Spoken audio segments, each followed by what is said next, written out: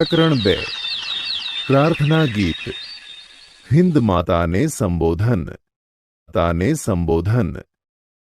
બાળ મિત્રો કેમ છો? મજામાં? હા ટીચર, મજામાં છીએ. બાળ મિત્રો તમને ગીત ગાવું ગમે છે? હા ટીચર, અમને ગીત ગાવું અને સાંભળવું ખૂબ ગમે છે. સરસ. તો ચાલો બાળ મિત્રો, આજે આપણે કવિ મણિશંકર રત્નજી ભટ્ટ ઉર્ફે કાંતે લખેલ સરસ મજાનું પ્રાર્થના ગીતનું ગાન કરીશું. તે પહેલા આપણે આ કાવ્યના કવિ વિશે માહિતી મેળવીએ. કવિ મણિશંકર રત્નજી ભટ્ટ ઉર્ફે કાંતનો જન્મ ઈસવીસન 20/11/1867 અમરેલી જિલ્લાના લાઠી પાસેના ચાવડ ગામમાં થયો હતો. કવિ કાંત નાટ્યકાર અને ધર્મચિંતક હતા. એમનો કાવ્ય સંગ્રહ પૂર્વાલાપ ગુજરાતી કાવ્ય સાહિત્યમાં મહત્વનું સ્થાન ધરાવે છે. તેમનું મૃત્યુ 16/6/1923 થયું હતું. આ કાવ્ય હિન્દ માતાને સંબોધીને કવિ મણિશંકર રત્નજી ભટ્ટે લખ્યું છે. રાષ્ટ્રપ્રેમના કાવ્યોમાં કાંતના આ કાવ્યનો ખાસ ઉલ્લેખ કરવામાં આવ્યો છે. દેશના જુદા જુદા ધર્મો પાળતા ભારત માતાના સંતાનો વચ્ચે પરસ્પર પ્રેમ અને સહકારથી રહેવા માટે પ્રાર્થના કરે છે. તેનું આ કાવ્યમાં સરસ રીતે કવિ મણિશંકર રત્નજી ભટ્ટે વર્ણન કર્યું છે. તો ચાલો બાળમિત્રો, આપણે બધા આ કવિ કાંતનું સરસ મજાનું પ્રાર્થના ગીત ગાઈએ.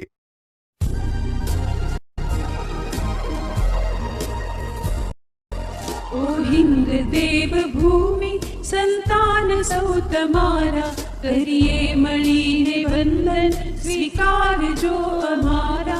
ओ हिंद देव भूमि संतान सौ तमारा, करिए मणिने वंदन स्वीकार जो अमारा.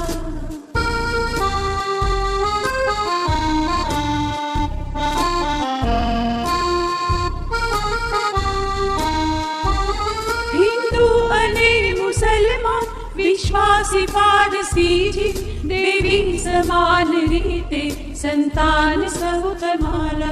पोषो तमे सबूने शुभ खान पान बख्शी, सेवा करे बने ते संतान सौ तमारा.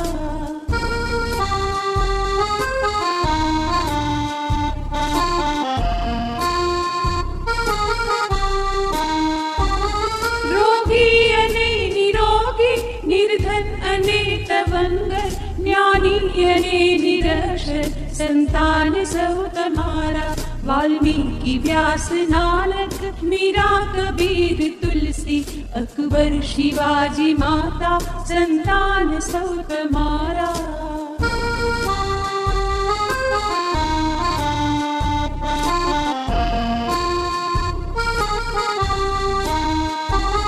सौनी समान माता सौए समान तेथी, ना ऊंच नीच कोई संतान सौ तमारा. चाहो बधा परस्पर साहो बधा परस्पर, ए प्रार्थना करे आ संतान सौ तमारा. ओ हिंद देव भूमि संतान सौ तमारा, करिए मणिने वंदन स्वीकार जो अमारा. करिए मणिने वंदन स्वीकार जो अमारा. करिए मणिने वंदन स्वीकार जो अमारा. બાળ મિત્રો, મજા આવી આ કાવ્ય ગાવાની? આ કાવ્યમાં રાષ્ટ્રપ્રેમની સરસ વાત કરી છે. તો ચાલો આપણે આ કાવ્યની સમજૂતી મેળવીએ. સમજૂતી 1. ओ हिंद देव भूमि संतान सौ तमारा, करिए मणिने वंदन स्वीकार जो अमारा. આ પંક્તિમાં કવિ હિન્દ માતાને પ્રાર્થના કરે છે કે હે હિન્દ માતા, હે દેવભૂમિ, અમે બધા તમારા સંતાનો છીએ. અમે બધા સાથે મળીને તમને વંદન કરીએ છીએ. અમારા બધાના વંદન સ્વીકારજો. 2. હિન્દુ અને મુસલમાન, વિશ્વાસી પારસી જીન, દેવી સમાન રીતે સંતાન સૌ તમારા. આ પંક્તિમાં કવિ કહે છે કે હે દેવી, આ ભૂમિમાં વસનારા હિન્દુઓ, મુસલમાનો, ખ્રિસ્તીઓ, પારસીઓ, જૈન વગેરે બધા સમાન રીતે તમારા સંતાન છીએ. 3. પોષો તમે સહુને, શુભ ખાન પાન બક્ષી, સેવા કરે બને તે સંતાન સૌ તમારા. આ પંક્તિમાં કવિ કહે છે કે તમે અમને બધા સારું ખાનપાન આપીને અમારું પોષણ કરો. અમે બધા સૌ સંતાનો અમારાથી બનતી તમારી બધી સેવા કરીશું. 4. રોગી અને નિરોગી, નિર્ધન અને તવંગર, જ્ઞાની અને નિરક્ષર, સંતાન સૌ તમારા. આ પંક્તિમાં કવિ પ્રાર્થના કરે છે કે જે શારીરિક અને માનસિક રીતે રોગી અને નિરોગી છે, ગરીબ અને તવંગર છે, જ્ઞાની અને નિરક્ષર છે, એ સૌ બધા તમારા સંતાનો છે. 5. વાલ્મીકી વ્યાસ નાનક, મીરા કબીર તુલસી, અકબર શિવાજી માતા, સંતાન સૌ તમારા. આ પંક્તિમાં કવિ કહે છે કે હે માતા, વાલ્મીકી, વેદવ્યાસ, ગુરુ નાનક, કબીર, તુલસીદાસ, અકબર, શિવાજી, આ બધા સૌ તમારા સંતાનો છે. 6.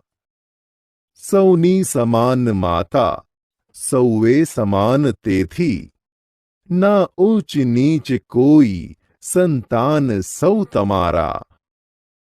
આ પંક્તિમાં કવિ પ્રાર્થના કરે છે કે તું સૌની સમાન માતા છે, તેથી અમે બધા સૌ સમાન છીએ. એમાં કોઈ ઊંચા નથી કે કોઈ નીચા નથી. અમે બધા સૌ તમારા સંતાન છીએ. 7. ચાહો બધા પરસ્પર, સાહો બધા પરસ્પર, એ પ્રાર્થના કરે આ સંતાન સૌ તમારા. આ પંક્તિમાં કવિ કહે છે કે અમે બધા સૌ તમારા સંતાનો આજે ભેગા મળીને પ્રાર્થના કરીએ છીએ કે અમે સૌ એકબીજા સાથે પ્રેમપૂર્વક વ્યવહાર કરી જરૂર પડે ત્યારે એકબીજાની મદદ કરીશું. જોયું બાળમિત્રો, આ કાવ્યમાં કવિએ સરસ રીતે આપણા તમામ દેશવાસીઓએ પરસ્પર પ્રેમ અને ભાઈચારા સાથે રહેવું જોઈએ અને એક જ માતાના બધા સંતાનો છે એવો ભાવ આ પ્રાર્થના ગીતમાં રજૂ કરી આપણને સમજાવ્યું છે. તો બાળમિત્રો, તમને મજા આવે? હા ટીચર, અમને ખૂબ મજા આવી. હા તો બાળમિત્રો, આપણે પાછા મળીશું. આવજો.